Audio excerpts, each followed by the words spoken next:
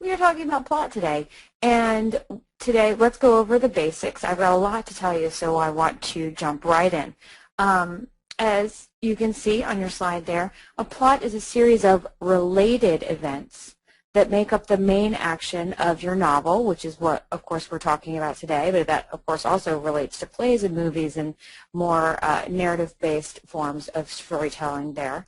The plot, as Aristotle says, must have a beginning, a middle, and an end, and that the events of the plot must causally, not casually, causally relate to one another as being either necessary or probable.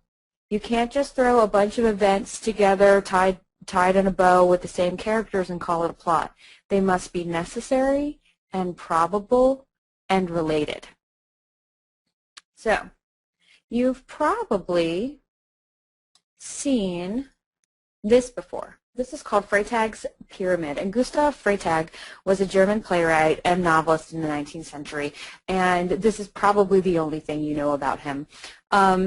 This is a diagram of what a plot would look like if you were to chart it on a graph. And the beginning, as you can see, is low tension with exposition.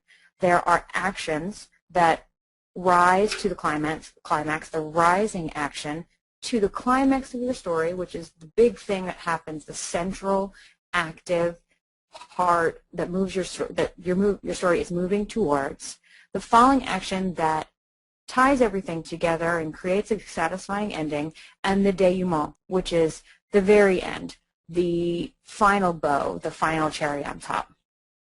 If you keep this in mind, and think about how, when you're crafting the scenes of your story, how it would fit into this pyramid, you're likely to be on the right track.